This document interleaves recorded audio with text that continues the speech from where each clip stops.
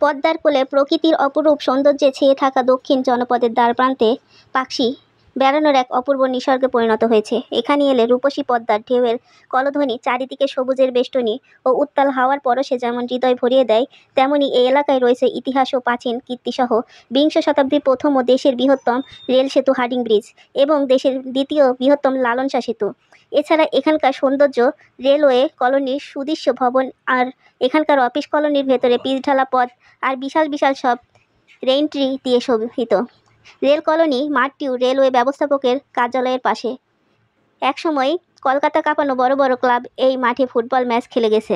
আছে Babupara, Marinpara, MS colony, Munshipara এবং পেপারমিল colony. এখানে রেস্ট হাউস আছে দুইটি, একটি অফিসার রেস্ট হাউস, অন্যটি ভিআইপি রেস্ট হাউস। রেলওয়ে কর্তৃপক্ষের অনুমতি সাপেক্ষে যে কেউ এখানে থাকতে পারেন।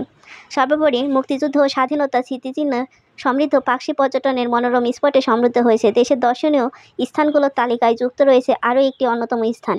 প্রতিদিন শত সহস্র দর্শনার্থী ভিড়ে মুখর হয়ে থাকে পাকশি। পদ্মার উভয় পার সকাল বিকাল মনে হয় যেন এক মিলন মেলা। চোখে না দেখলে বোঝা যাবে না পাকশির অন্যতম কীর্তি হলো হার্ডিং ব্রিজের দক্ষিণ পাশে লালন শাহ সেতু। যমুনা সেতুর অনুরূপ লালন শাহ সেতু বাংলাদেশের দ্বিতীয় বৃহত্তম সড়ক সেতু।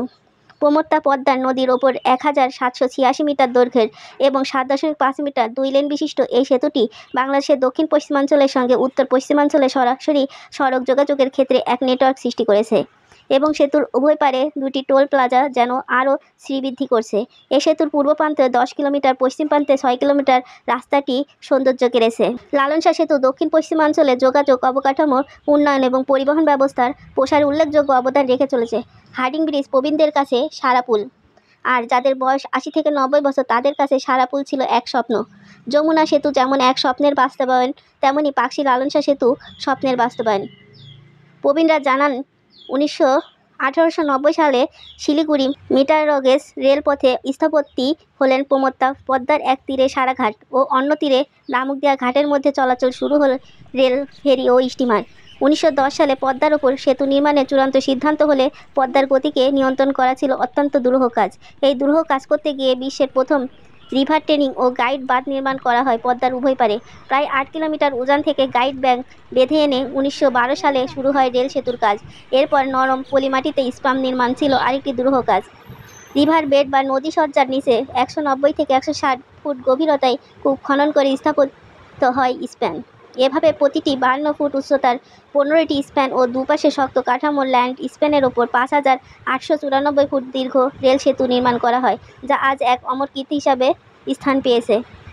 তৎকালীন প্রকৌশলী জগতের বিখ্যাত ব্যক্তিত্ব রবার্ট উইলিয়াম গেইলস ও ফ্রান্সিস স্প্রিং-এর নকশায় ব্রেইনস ওয়াল্টি অ্যান্ড ক্রিম নামে প্রতিষ্ঠার এই রেল সেতু নির্মাণ করেন। 1915 সালে 1 জুলাই পরীক্ষামূলক কয়েকটি মালবাহী বগি নিয়ে একটি ইঞ্জিন সেতু অতিক্রম করে।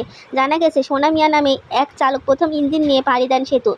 এরপর 1915 সালে 4 মার্চ তৎকালীন ভাইস লর্ড হার্ডিংস আনুষ্ঠানিকভাবে সে সময়ে বৃহত্তর রেল সেতুটি উদ্বোধন করেন। ধন্যবাদ সবাইকে এতক্ষণ ধৈর্য ধরে ভিডিওটি দেখার জন্য। সবাই ভালো থাকবেন, সুখী থাকবেন। আল্লাহ হাফেজ। আসসালামু আলাইকুম।